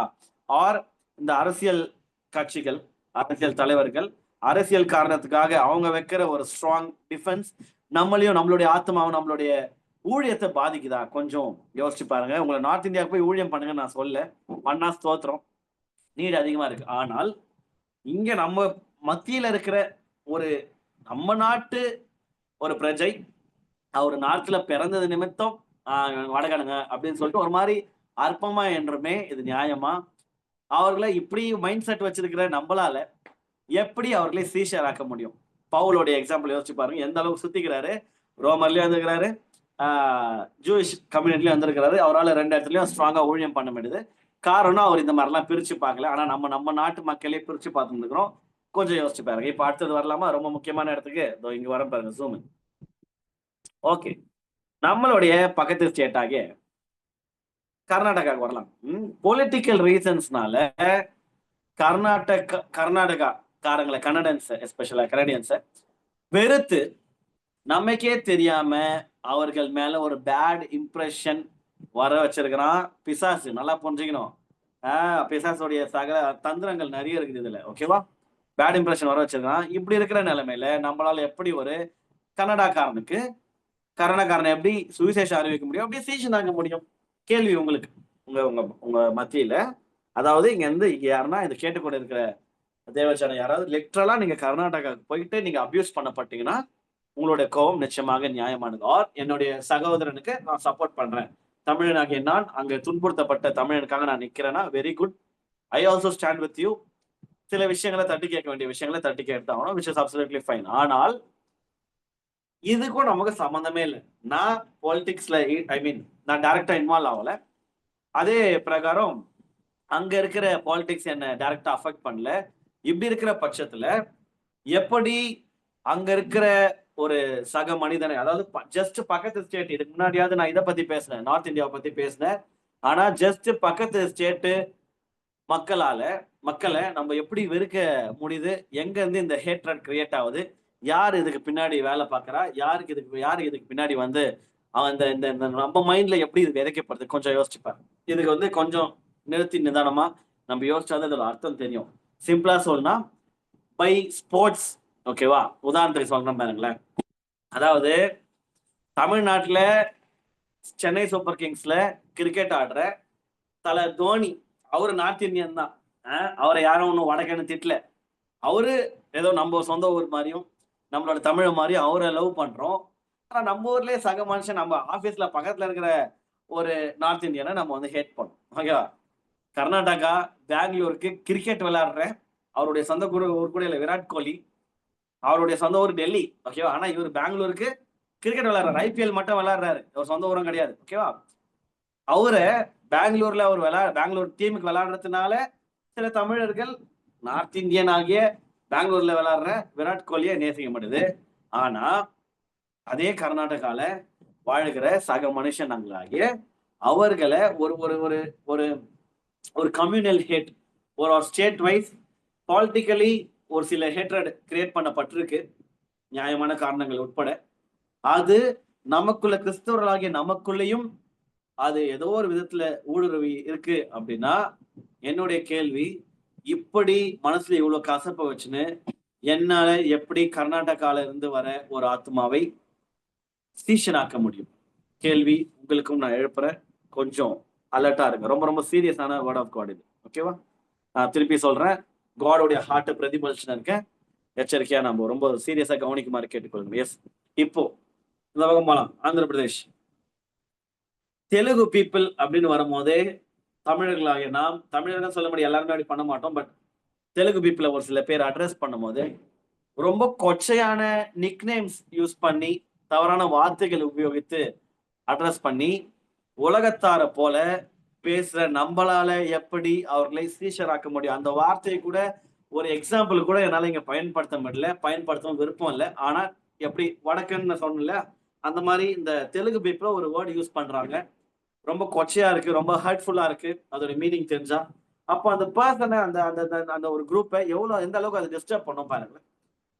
இவ்வளோ சுத்தி இருக்கிற ஸ்டேட்ஸை பத்தி தான் நான் பேசுறேன். நான் கண்ட்ரிக்கே போல, பிற கண்ட்ரிக்கே போல, நான் பாகிஸ்தானை பத்தி பேசல பாருங்க. பக்கத்துல இருக்கிற இங்க கர்நாடகா, ஆந்திர பிரதேஷ், நார்த் இந்தியா மேல இவ்வளவு ஹேட்ரட் எங்க இருந்து கிரியேட் ஆச்சு? யாருங்க இதுக்கு பின்னாடி வேலை செய்யறா? எந்த மனுஷனையும் அந்த பொலிட்டிக்கல் கட்சியும் சொல்லாதீங்க. இதுக்கு பின்னாடி மூல காரணம் பிரிவினைனாலே பிசாசு தான் காரணம், ஓகேவா? பொய்னாலே பிசாசு தான் காரணம். அதுக்கு பின்பதாக சில மனிதர்களையும் அவன் பயன்படுத்துறான். ஒரே ஒரு எச்சரிக்கை, கிறிஸ்தவர்களாகிய நாம் ரொம்ப ரொம்ப கேர்ஃபுல்லா இருக்கணும். எஸ்பெஷலா நாங்கெல்லாம் ரொம்ப கேர்ஃபுல்லா இருக்கணும். இந்த தெலுங்கு பீப்புள் மேல இருக்கிற ஹேட்டோ இல்ல ஆந்திரா அந்த விதமான பிரிவினையும் இருக்கக்கூடாது. ஏன்னா நாங்க ஆந்திரா பார்டர்ல இருக்கோம், அங்க ஊழியம் பண்ற வாய்ப்புகள் அதிகமா இருக்கு. அதனால எனக்குள்ள அந்த ஹேட்ரட் இருந்துச்சுன்னா, என்னால ஒரு ஒரு திருச்சபைக்கு இன்வைட் பண்றாங்க, கூப்பிடுறாங்க, டிரான்ஸ்லேஷன் வச்சு நான் பிரசங்கம் பண்றேன்னா, என்ன பிரசங்கம் பண்றது? என் மனசு ஃபுல்லா ஹேட் இருக்கு. அதனால எச்சரிக்கையா இருங்க. நம்ம நீங்க நான் பிரீச்சர் இல்லையான்னு நீங்க சொல்லக்கூடாது. இல்ல இல்ல, உங்களை தேடி உங்க வீட்டுல வேலை செய்யறவங்க ஒரு தெலுங்கு பின்னணியம் உள்ள ஒரு ஆளா இருக்கலாம். எந்த விதத்திலையும் யாரையும் அவங்க எந்த வேலை செய்தாலும் குறைவாகவோ, தூஷணமாகவோ, ஏளனமாகவோ மதிப்பிடாதீங்க. அவங்களுடைய ஒரு ரூட்டை பேஸ் பண்ணி இது பண்ணாதீங்க. இதுலயும் எச்சரிக்கையா இருங்க. ஏன்னா அவர்கள் கிறிஸ்துவுக்குள்ளாக இருந்தாங்கன்னா, யூதன் என்றும் இல்லை, கிரேக்கன் என்றும் இல்லை, ஓகேவா? ஆண் என்றும் இல்லை, பெண் என்றும் இல்லை கூட வசனம் சொல்லுது. அதனால எந்த விதமான பிரிவினையும் இல்லை. அவன் கிறிஸ்துவுக்கு ஏத்துக்கிட்டா, அப்போ we are all brothers and sisters, equal ஆயிடுவோம். அதனால just because they don't know கிரைஸ்ட்ன்றதுனால அவங்க எந்த விதமான பிரிவினை கண்களையும் நீங்க பார்க்க வேணாம். இதை நான் கொஞ்சம் எச்சரித்தே சொல்றேன். ஏன்னா நம்மளை சுத்தி கிறிஸ்தவர்களுக்குள்ளேயே இந்த ஹேட்ரட் கிரியேட் ஆயிடுச்சுன்னும் போது நிஜமாவே என் மனசில் லிட்ரலா பெயின்ஃபுல்லா இருக்கு. இதை நானும் ஏதோ ஒரு இடத்துல ஸ்போர்ட்ஸ் என்ற பேர்லயும் வேற ஏதோ ஒரு பாலிடிக்ஸ் என்ற பேர்லயும் நானும் ஹர்ட் ஆயிருக்கேன். இப்படி பண்றாங்களேன்ற மாதிரி. அந்த டைம்ல அந்த ஹர்ட் நல்லதுதான். நான் கண்ணால சில விஷயங்களை பார்க்கும் போது சகிச்சுக்க முடியல. ஆனா ஒரு கர்த்தருடைய பிள்ளையா பார்க்கும் போது அவங்க மேல நான் எம்பத்தைஸ் தானே பண்ணணும். ஐயோ, என் நாடே இவ்வளவு பிரிஞ்சு கிடக்குது, என் தமிழ்நாடே இவ்வளவு பிரிஞ்சிருக்குது, என் இந்தியாவே இவ்வளவு பிரிஞ்சிருக்குது அப்படின்னு நான் பாரதான பண்ணும். ஜபத்துல தானே அதிகமா வைத்திருக்கணும். ஒற்றுமைக்கும் அதுக்காக அந்த நாட்டுக்காக ஜோம் பண்றது, இந்த ஸ்டேட்ஸோடைய யூனிட்டிக்காக ஜோம் பண்ற வேலை தானே எந்த. ஆனா எனக்குள்ள எங்க அந்த நெகட்டிவிட்டி வந்துச்சு, எங்க இருந்து எனக்குள்ள அந்த ஹேட்ரட் வந்துச்சு. கொஞ்சம் நம்ம எல்லாருமே நிதானித்து அறிகிற ஒரு டைமா இந்த டைமை யூஸ் பண்ணி. ஓகே, இப்போ ஒரு கேள்வி, திருப்பி இன்னொரு கேள்வி. பிற மொழிகளை கற்றுக்கொள்ளும் ஆர்வம் இல்லாத நம்மளால எப்படி அவர்களை சீஷராக்க முடியும்? கேள்வி திருப்பி நான் கேட்கிறேன். பிற மொழிகளை கற்றுக்கொள்ளும் ஆர்வம் இல்லாத நம்மளால எப்படி பிற மொழியினர் நம்மளிடம் இன்கேஸ் ஒரு டிஸ்கஷனுக்குள்ள வந்தாங்கன்னா, எனக்கு தான் ஆர்வமே இல்லையா இன்னொரு மொழி தெரிஞ்சுக்கணும், அட்லீஸ்ட் இங்கிலீஷ் ஆகுது இல்ல உங்களுடைய பக்கத்து ஸ்டேட் லாங்குவேஜ் சும்மா சின்ன சின்ன வார்த்தைகள் தெரிந்து கொள்ற இன்ட்ரெஸ்ட் இல்லைன்னா எப்படி அவங்க கூட கம்யூனிகேட் பண்ண முடியும்? எப்படி அவங்களோட லாங்குவேஜ்ல ஜம்ப் பண்ண முடியும்? எப்படி அவங்களை சீஷராக்குற ஒரு பிரயாணத்துல நம்ம ஈடுபட முடியும்? ஆண்டவர் பெரிய பொறுப்பு கொடுத்துறாரு, சகல ஜாதிகளையும் எல்லா நேஷன்ஸையும். கொஞ்சம் நிதானி தரீங்க உங்களுடைய நிலைமைகள்.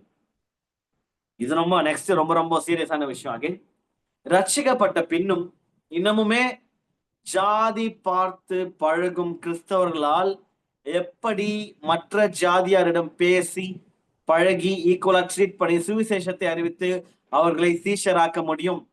நான் எத்தனை நாள் இவ்வளவு நேரம் எதை பத்தி பேசுறேன்னா நேஷன்ஸ் பத்தி. இப்ப பேசுறது காஸ்ட், ஜாதினா லிட்டரலா ஜாதி ஜாதி பார்த்து பழகுறாங்க அநேக கிறிஸ்தவர்கள். இன்னமும் வெக்கக்கேடு, ரொம்ப அசிங்கமா இருக்குது கேட்கும் போதே.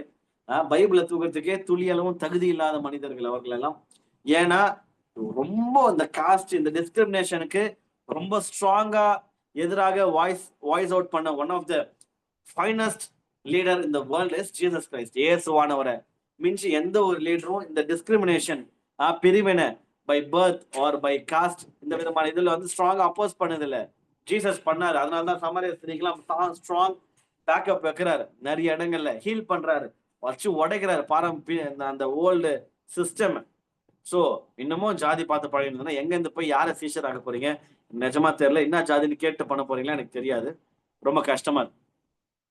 வேறு ஒரு அரசியல் அடுத்த கேள்வி, வேறு ஒரு அரசியல் கட்சியையோ வேறு ஒரு அரசியல் தலைவரையோ ஃபாலோ பண்றாங்க இன்னொரு நபர் என்பதனால நமக்கே தெரியாம அந்த நபர் மேல ஒரு கசப்பை கிரியேட் பண்ணி வச்சுக்கின்னு நம்மளே பழைய மாதிரி அவர்களிடம் சகஜமாய் பழக முடியாத சூழலில் இருக்கும் நம்மளால எப்படி அவர்களை சீஷராக்க முடியும்? After all politics. அவங்களுக்கு ஒரு லீடர் பிடிக்குது, அவங்க ஒரு கட்சியை ஃபாலோ பண்றாங்க, அவ்வளவுதான். அதுக்கு மேல ஒண்ணுமே இல்லை.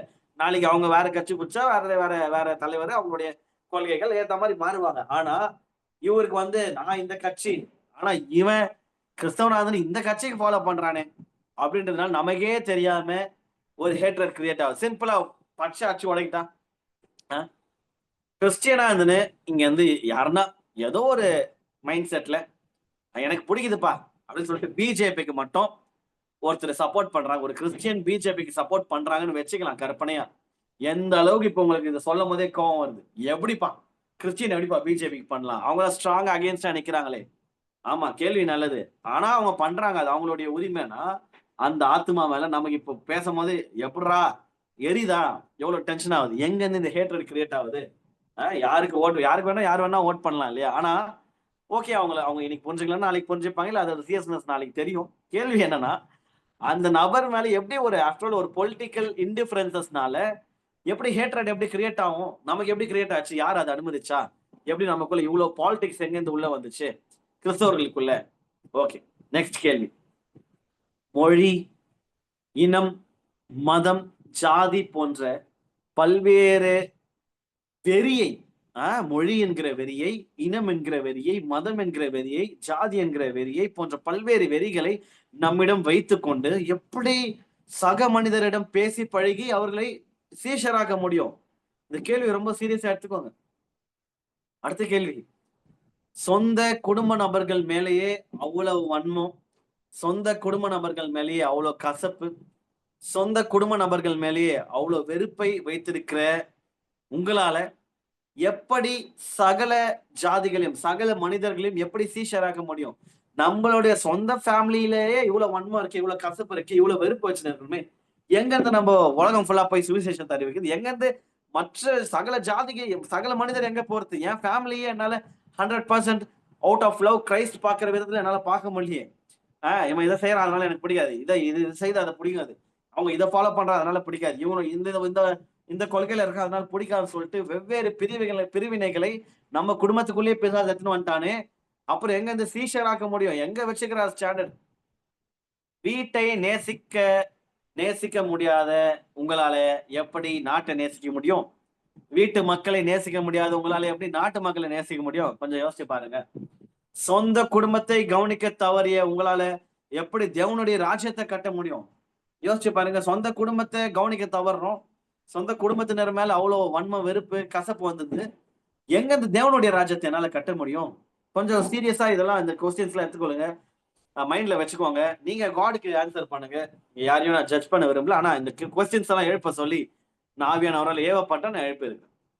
டிசைபிள் மைண்ட் செட், சீஷனின் மனநிலை எதை எதிர்பார்க்குது அப்படின்னா, லவ்விங் எவ்ரி ஒன் ஈக்குவலி, சகல மனிதர்களை எல்லாரையும் ஈக்குவலா நேசி. 2 கமெண்ட்மெண்ட் தான் நமக்கு.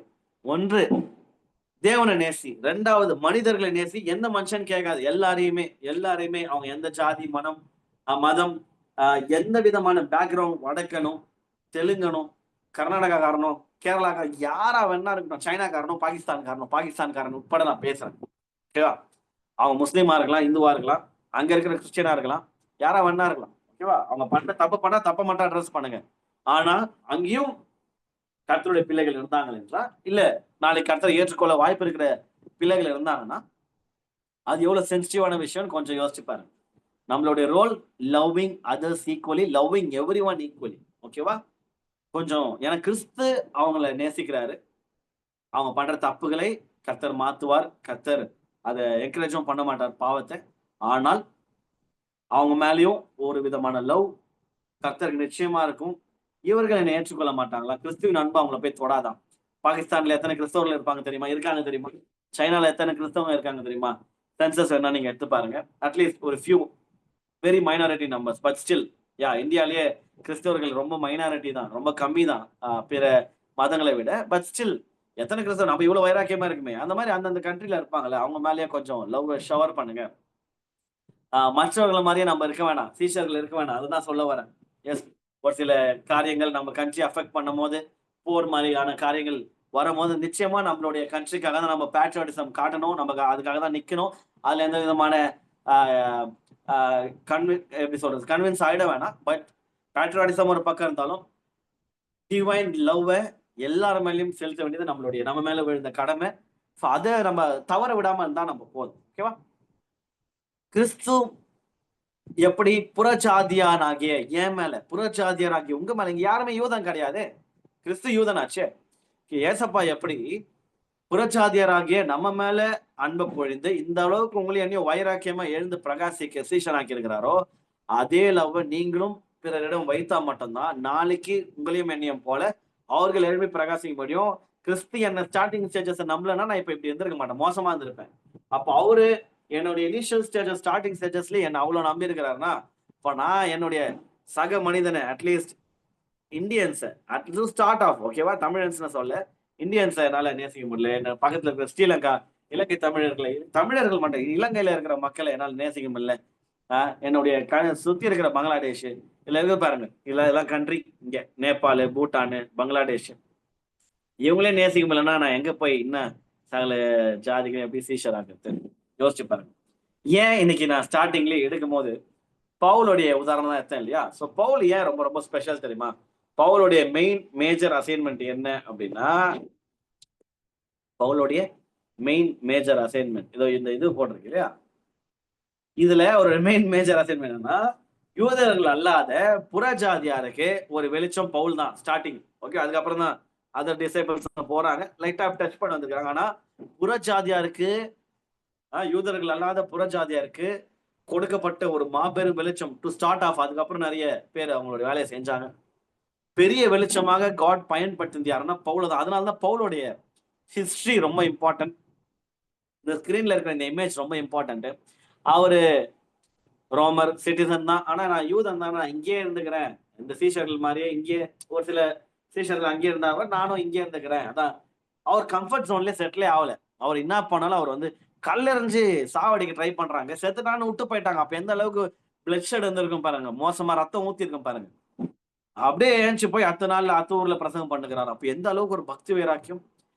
பவுல போல ஒரு புறஜாதியார்கள் மேல அவ்வளவு ஒரு லவ், அவ்வளவு ஒரு அர்ப்பணிப்பு, அவ்வளவு விதமான ஒரு கேர். அதனாலதான் அவர் வந்து விடாமுயற்சியோட செயல்படுறார். நமக்கு எங்க போச்சு அந்த பக்தி வைராக்கியம்? சீஷத்துவம் சொல்றோம், சீஷர்களாக்கணும் தெரியும், ஆனா அந்த பக்தி வைராக்கியம் எங்க? வேற மேல லேக்கிங். எங்க இருந்து போச்சு? நெத்தியில ஒரு சிஸ்டர் பொட்டு வச்சிருந்தாங்கன்னா அந்த சிஸ்டர் மேல நம்மளுக்கு ஒரு அலர்ஜி ஏற்பட்டுது. எங்க இருந்து அந்த அலர்ஜி? ஒரு நல்லா பெரிய பொட்டு வச்சுன்னு வரட்டுமே, என்ன உங்களுக்கு பிரச்சனை? அவங்கள நேசிங்களேன், அவங்கள தானே நம்ம அதிகமா நேசிக்கணும். கிறிஸ்டியன்ஸுங்களே நேசிச்சுட்டு இருந்தா அப்புறம் எங்க இருந்து அவங்களுக்கு சுவிசேஷம் எப்படி அறிவிக்கப்படணும்? எங்க ஃப்ரெண்ட்ஷிப்பை வச்சுக்கிறது இல்லையே பிற மதத்தினர்கிட்ட. நிறைய பேர் இன்னும் காஸ்ட் பார்த்துக்கிறாங்க, ரொம்ப கேவலமா இருக்குது. சரி, ஓகே, பிற மதத்தினர்கிட்ட ஒரு பெரிய பொட்டு வச்சுன்னு ஒரு அக்கா வந்தா ஒரு கம்ஃபர்டபுளா ஃபீல் இல்லையே? ஒரு மஞ்சா புடவை கட்டுன்னு வர, மாலை போட்டுக்கிற ஒரு சகோதரி கிட்ட ஏன் அதே விதமான ஒரு மாலை போட்டா என்ன உங்களுக்கு? என்ன உங்களை எது விதத்துல அவன் டிஸ்டர்ப் பண்ண போறது இல்லையே? விசாரிங்க எப்படி போச்சு, மலைக்கு போயிட்டு வந்து எங்க இந்த கான்வர்சேஷன் எப்படி பில்ட் ஆகும்? அலறுமே. ஸ்தோத்திரத்தோடு எல்லா உணவுமே சாப்பிடலாம்னு சொல்லுது. அக்கம் பக்கம் எதுனா அவங்க கன்ஃபார்மா படைச்சது தான் கொடுப்பாங்க. கன்ஃபார்மா நான் இந்த பிக்சர் எடுத்துட்டு பேசுறேன். கன்ஃபார்மா ஒரு நல்ல நாள் தீபாவளியோ பொங்கலோ ஆயுத பூஜைக்கோ ஒரு உணவுக்கு கன்ஃபார்மா படைச்சதான் கொடுப்பாங்க. பவுல் தெளிவா எழுதிருக்கிறாரு. அவங்க ஆத்துமாதைய பார்த்தீங்கன்னா நிச்சயமா ஸ்தோத்திரோட சாப்பிட்டு உன்னை அது எதுவும் பண்ணாது அந்த ஃபுட்டு. அந்த ஃபுட்டு நிமித்தம் நீ ஒரு ரிலேஷன்ஷிப் பில்ட் பண்ணலாம். உங்க லவ்வ ஸ்ப்ரெட் பண்ணலாம். இதெல்லாம் எங்களுக்கு எதுவும் இல்ல. நான் உங்களை நேசிக்கிறேன். அதனால நீங்க என்னதான் படைச்சுட்டு குடுத்தாலும் இட்ஸ் ஓகே ஃபார் மீன்ட்டு இது பண்ணலாம். ஆனா பிறருக்கு இடரலா இருக்கக்கூடாதுன்ட்டு ரொம்ப தெளிவா கொடுத்திருக்கிறாரு. ஆனாலுமே இன்னுமா அலறுமே ஏன்? என்ன அப்படி என்ன பண்ணிடும் அந்த உணவுகள? யோசிச்சு பாருங்க. அந்த மாரி சின்ன சின்ன ஒரு ரிலேஷன்ஷிப் பில்ட் பண்ற தவற நம்போ எங்கேருந்து சகல ஜாதிகளையும் சீஷனாக்குறது? கொஞ்சம் யோசிச்சு பாருங்களேன். ஏன் எங்கேருந்து அந்த பயம் எங்கேருந்து கிரியேட் ஆகுது? ஏன் பயப்படுறோம்? ஆஃப்டர் ஆல் ஒரு ஃபுட் என்னங்க பண்றோம் நம்மள? திருப்பி நான் புரியுற மாரி சொல்றேன் பாருங்க. அப்படி ஆனா எக்காரணத்து கொண்டும் அங்க இருந்து வாங்க மாட்டேன் அப்படின்னா, படைக்கப்பட்டத வாங்க மாட்டேன்னா, எந்த ஒரு பாய் கடையிலயும் நீங்க போய் பிரியாணி வாங்கக்கூடாது. எந்த ஒரு பாய் கடையிலயும் போய் மட்டன், சிக்கன் வாங்கக்கூடாது. ஏன் சொல்றேன் கேளுங்க. கன்ஃபார்மா ஸ்ட்ராங் பிரேயர்ஸோட தான் ஒவ்வொரு பாயும் கடைய தடுப்பாரு. ஓகே, எத்தனை வேளை தொழுது கொள்றாங்கன்னு உங்களுக்கு தெரியும். இப்போ ஒரு இந்து கும்பிட்டத நான் வாங்க மாட்டேன், ரிசீவ் பண்ண மாட்டேன். ஆமா, பூஜை பண்ணதை ரிசீவ் பண்ண மாட்டீங்க. பாய் கடையில எப்படி வாங்குவீங்க? ஆனா கறி, மட்டன் வேணும், பீஃப் வேணும், சிக்கன் வேணும். பாய் கிட்ட தானே போய் நிக்கிறோம். எப்படி பாய் ஜெபம் பண்ணிக்கல, நீங்க நீங்க தொழுது கொண்டு வந்துட்டீங்களா? தொழுது கொண்டு வந்தீங்கன்னா இதெல்லாம் படைச்சிருப்பீங்க. உங்க கடவுளுக்கு தேங்க்ஸ் சொல்லிட்டு தான் வாங்கிட்டு வந்திருப்பீங்க. அதனால வேணாம் சொல்ல முடியுமா? பாருங்க. பாய்னா ஒரு நியாயம், இந்துனா ஒரு நியாயம். என்ன என்ன கதை இது? எங்கிருந்து வந்துச்சு இந்த விஷயங்கள்? பவுல் தெளிவா எழுதியிருக்கிறாரு. வேதத்தை நல்லா உட்கொள்ளுங்க. பயப்படாதீங்க. பயப்படாதீங்க. ஏதாவது அந்த உணவு உங்கள ஒண்ணும் பண்ணாது. ஆனா சம்டைம்ஸ் அவங்களுடைய லவ் லாங்குவேஜ் என்ன தெரியுமா? ஸ்பெஷலா அதர் ரிலிஜியன் அவங்க ஒரு நல்ல நாள்ல ஒரு விஷயத்த குடுப்பாங்க. ஒரு ஃபுட்ட குடுப்பாங்க. அவுட் ஆஃப் லவ் வாங்கிக்கோங்க. பிளெஸ் பண்ணுங்க அந்த ஃபுட்ட. கொடுத்து அவங்கள பிளெஸ் பண்ணுங்க. என்கரேஜ் பண்றேன். By blessing it you are எப்படி சொல்றது? நீங்க அத ஹோலி ஆக்கிடுறீங்க. உட்கொள்ற ஒண்ணாவாது. சிஸ்டர் சூப்பரா இருந்துச்சு நீங்க கொடுத்தது. Thank you so much. நாளைக்கு நீங்க உங்க வீட்டுல சேர்த்து நீங்க கொடுங்க. அங்க ஒரு ரிலேஷன்ஷிப் பில்ட் ஆகும். ஃபர்ஸ்ட் ஸ்டெப் அதுதான். அதுக்கப்புறம் நீங்க செய்ய வேண்டிய வேலை நிறைய இருக்குது. ஒரு நிமிஷம். எஸ், ரிலேஷன்ஷிப் பில்ட் பண்ணணும், பேசணும், பழகணும், கன்சிஸ்டன்டா கம்யூனிகேஷன் பில்ட் ஆகணும். அதுக்கப்புறம் அவங்க நிஜமாவே ஒரு மோசமான ஒரு லைஃப் ஜோனை கோத்ரூ பண்ணும்போது உங்களை அவங்க நம்பினாங்கன்னா, நிஜமாவே கிறிஸ்துவின் அன்பை நீங்கள் வெளிப்படுத்தி இருந்தீர்கள் என்றால் உங்களை கூப்பிட்டு ஜோக் பண்ணிப்பாங்க. அப்போ இவ்வளோ அது எவ்வளவு பெரிய முக்கியமான விஷயம். பல சூசைட்ஸ் தடை பண்ணப்படும். பக்கம் பக்கத்துல வாழ்ற மனிதர்கள் சூசைட் எல்லாம் பண்ணிக்கினாங்கன்னா நம்ம ஒரு ஸ்ட்ராங்கா ஓனர்ஷிப் எடுத்துக்கணும்.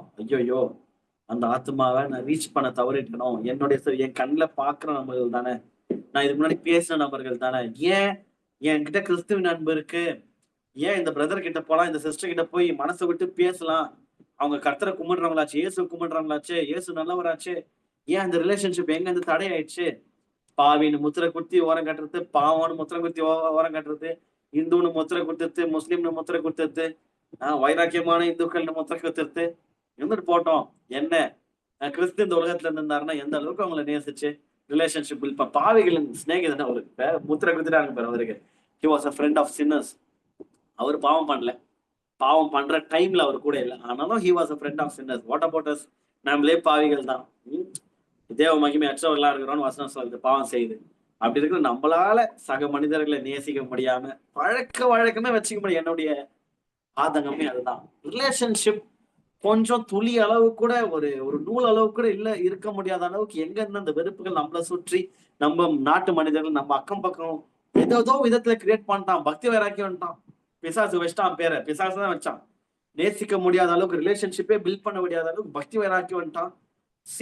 மெரிட்டல் பர்பஸ்ல தான் இணைக்கப்படக்கூடாது அந்நிய நுகத்துல. மற்றபடி பை எனி மீன்ஸ் ஓகேவா நுகம் ஸ்ட்ராங் பாண்டிங் பிசினஸ் வச்சுக்காதீங்க மைட் பி. ஏன்னா கருத்து வேறுபாடுகள். What about friendship? Why not? ஒரு பிரதர்ஹுட். ஓகே, ஒரு நார்மல் சக மனிதர்கள் அவங்க ட்ரீட் பண்ணும்போது அவங்களோட பழகும் போது பேசும்போது விசாரிக்கும் போது தயவு செஞ்சு நாளைக்கு ஹாப்பி தீபாவளின்னு மெசேஜ் பண்ணுங்க. சில டைம்ல ரொம்ப ஹர்ட்ஃபுல்லா இருக்கு. என்ன ஹர்ட்ஃபுல்லா இருக்குன்னா முஸ்லிம் சகோதரர்கள், இந்து சகோதரிகள், சகோதரிகள் நம்மளுடைய கிறிஸ்துமஸ் வரும்போது happy Christmas bro, happy Christmas brother, வாழ்த்துக்கள் சொல்லிட்டு தெரிவிக்கிறாங்க. ஆனா அவங்களோட பண்டிகை நம்ம ஃபாலோ பண்ணலதான். பட் அந்த டைமை யூஸ் பண்ணி ஒரு ஒரு விஷ் தெரிவிக்கலாமே. இன்னும் என்ன குறைஞ்சு போயிட போறோம்னு நான் கேட்கிறேன், வேற எதுவும் கிடையாது. ஓகேவா? சேஃபா இருங்க, சேஃபா செலிப்ரேட் பண்ணுங்க. யாரே வேணும், அட்லீஸ்ட் உங்களுடைய க்ளோஸ் ஃப்ரெண்ட்ஸ் ஹாப்பி தீபாவளி, ரொம்ப சேஃபா செலிப்ரேட் பண்ணுங்க. உங்களுடைய சேஃப்டி எனக்கு ரொம்ப முக்கியமா. நான் உங்களுக்காக ப்ரே பண்ணிக்கிறேன். Be safe, God bless you, Jesus bless you கூட போட்டு விடுங்க. பாத்தீங்களா, ஒரு ஒரு குட்டி ஒரு ஒரு வாய்ப்பு கிரியேட் ஆகுது இல்லையா அவங்களை நேசிக்க. நான் உங்களை நேசிக்கிறதான்ற ஷேர் பண்ணேன். இது எவ்வளவு கஷ்டமான விஷயமா, ரொம்ப ஈஸியான விஷயம். ட்ரை பண்ணுங்க. சோ புறஜாதியாருக்கு பவுல் ஒரு வெளிச்சமா இருந்திருக்கிறாரு. பவுல் மூலயமா பரிசுத்த ஆவியானவர் நிறைய ஒரு பெரிய காஸ்பலை வந்து சுவிசேஷத்தை வந்து அவ்வளோ கும்பல் ஜனங்களுக்கு கம்யூனிகேட் பண்ணியிருந்தார் என்றால், imagine what you can do to this world. கிறிஸ்துவான பரிசுத்த ஆவியானவர் உங்கள் மூலமாக இந்த உலகத்திற்கு எவ்வளவு பெரிய தாக்கத்தை ஏற்படுத்துவார் என்று கொஞ்சம் ஜஸ்ட் இமேஜின் பண்ணி பாருங்க. Just imagine how greater an impact that you can create in God's kingdom. எவ்வளவு பெரிய தாக்கத்தை கர்த்தருடைய ராஜ்யத்திற்கு நீங்க உங்க மூலமா கிரியேட் பண்ண முடியும்னு கொஞ்சம் யோசிச்சு பாருங்க. தேவனால் கூட நீங்க ஒத்துழைப்பு.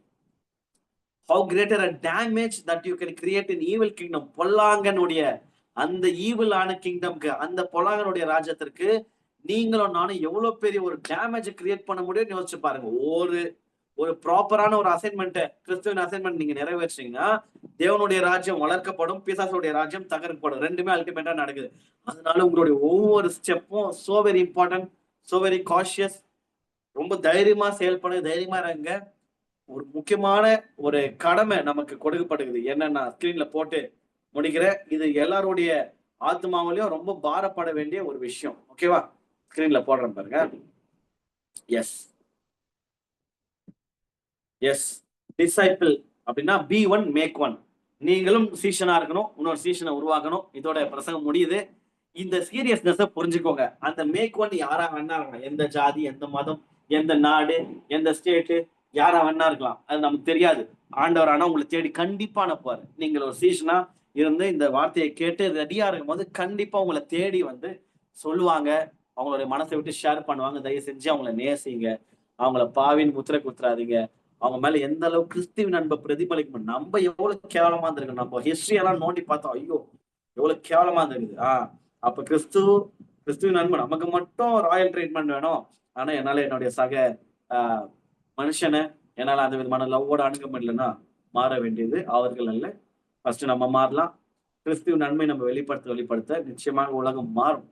கிறிஸ்துவுக்காக அநேக ஆயிரம் ஆத்துமாக்களை கொள்ளையாடின பொருளா அதை படுத்தியதான் ஆகும்.